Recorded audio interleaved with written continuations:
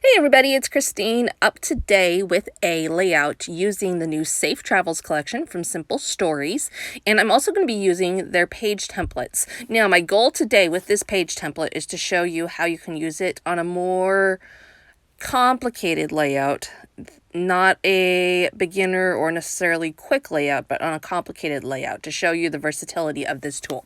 So I'm using the 4x4 one, and you saw that I just marked the outside edges and I am trimming off the excess to create the initial base underneath the template. So that fits perfectly underneath there. Now, typically, if you're just a beginner or you're looking for things to go real fast, this is the point where you would add pictures and get it onto a layout and get it done. I'm going for complicated today.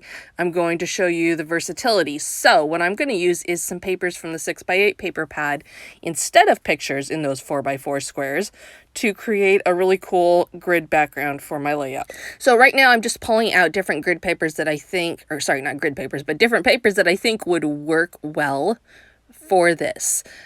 Specifically solid colors with minimal patterns. I'm not looking for like a striped multicolor page. I'm looking for something very simple. And I'm not sure exactly which ones I'm going to use. So I'm just going to cut them down and pull out several and kind of put them on there and see which setup I like the best. Now, knowing that I'm going to use black and white photos is part of why I'm approaching this carefully, because I don't want a square that's so dark that the black and white photos kind of get lost. I'm looking for kind of a lighter look. So I probably didn't even need to cut out that darker blue because it's dark. That said, I do want to include the darker blue because I think that's a really nice feature within this collection. And so I'm going to find a way to include that, but not necessarily in my grid. So right now what you're seeing is me kind of laying out the pictures to see if they still pop well on the color setup that I've got going on. Now that I've figured out which colors I want to use, I'm going to go ahead and add the page template back over the top and get those squares on there nice and straight and perfect so that I can continue to create. Anytime I'm creating a layout like this one, getting things nice and straight is obviously a really important thing. Now, there's times when the straightness doesn't matter on a layout, which you're probably thinking, yeah, it always does. But there is times when it doesn't, whether it's that you're working with slanted or off-kilter photos, that kind of thing. But yeah, a lot of times it does. And this is just one more way that you can get things on there nice and straight. It also ensures that your margins are even, which is definitely a bonus. So I'm going to go ahead and get that on to an additional paper. So this is how I'm going to bring in that dark blue. I'm going to go ahead and mat this and just give it a very light edge with that dark blue, and then you'll also see it come in just a little bit. But this was a great way to make it pop a little bit more without it being too busy. Now I'm going to add this right now to one of the Color Vibe papers that has a graph paper look. These papers have graph paper on one side and wood grain on the other side. That said, in the end, I don't leave it on the graph paper. As I was working on it, I really liked the look of the graph paper. It was white, it was clean, it popped. But as I went to photograph it and the more I looked at it, I felt like it was too busy. And I just could not get a good picture of it without it looking too busy with the graph paper. Now, let's just consider for a moment, that's not always important to people. Not everyone is photographing their layouts. I am. So that has to be a consideration for me on any layout that I'm going to be sharing with the public. If I'm not happy with how it's coming together, then I have to change something out.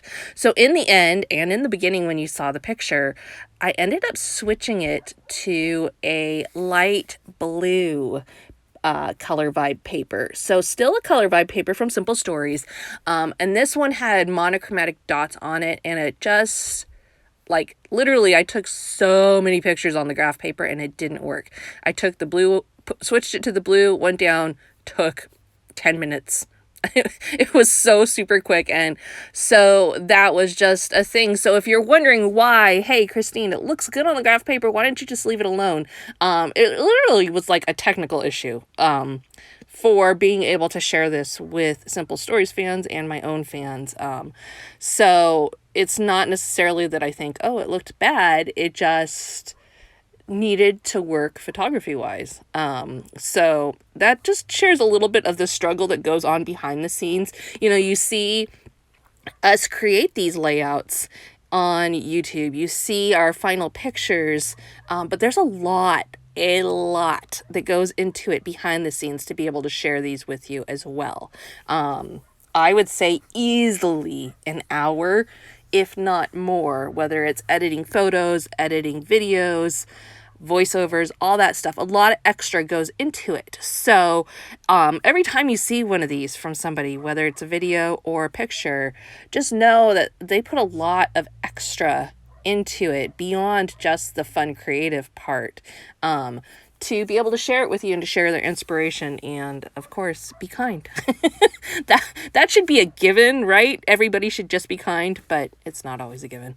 Unfortunately, there are some people who feel the need to not be kind. So anyways, I've gone down a big old rabbit hole, but I did want to share with you just a little bit behind that, because I think it's important for everyone to know how much extra goes into that part of our creative process. Now, in the meantime, you've seen me put together the collage of photos. So I'm trying to kind of color block here and keep my colors close to the original grid, and I'm adding 2 photos to each one.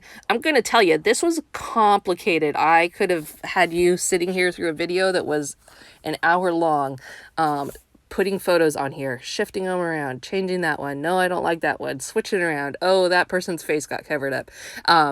All in, it's a lot of photos for one layout, and some of them are closer up, some of them are further out, and it was an interesting it was a little complicated.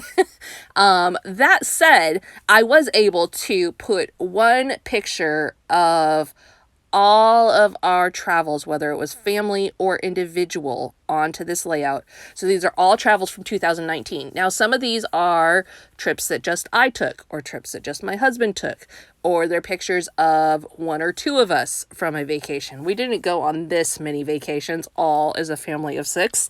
That would have been nuts. But there are things that, like, most of these are ones that were done with smaller groups within our family, if not individually. So anyways, it was really cool to get them all onto one layout, so that even if I don't get around to, like, I'm not going to go back and scrapbook this one that my husband took, where he went to St. Louis by himself for a service. I'm not going to scrapbook that. But I did get one picture on this, so it's documented that he went, and things like that just are little stories, a lot like my monthly recap layout. Obviously for 2020, I don't need to do anything like this because the travels that year were minimal. But it was really fun to do it for 2019. So you see, I added those tags underneath to bring out that color of each grid. I'm adding on enamel dots right now. I'm also going to pull out the foam stickers and add some arrows, and I'm going to use those to help the eye work around the layout. An additional thing that I added while I was talking about other stuff was I added my title. So the "Let's Go," I loved that specific phrase, and it occurs several times throughout this collection in different pieces, whether it's stickers or bits and pieces or patterned papers. So in the end, I took a 6x8 paper and I cut it into a circle around that and just centered "Let's Go" in the middle of that circle and used that. And so that really helps with the movement throughout this layout. It also helps to move the eye around the layout, keeping things going in a circle. And then when I add the arrows in a minute, you'll see what I mean by that even more. Additionally, it just breaks up all these straight, harsh lines that you can get on a grid layout, that you do have to work with design-wise to make it eye-pleasing. You'll also notice I've got a giant mess on my desk. Product everywhere. That was just kind of how this layout went. Sometimes my desk stays fairly neat and organized. This one, not so much. But all that said, I am close to wrapping things up. I do want to add just a few little details, and you can catch those as well in the picture at the end, as well as over on Instagram at Scrapping with Christine or at Simple Stories. So, all said and done, I do switch out the blue at the end, and you can catch that in the picture here in just a moment. Thank you so much for being here today. Be sure to head to Simple Stories to see close-ups of this layout, and you can also purchase the products from this collection in my link down below. Thank you for being here, and we will see you again next time.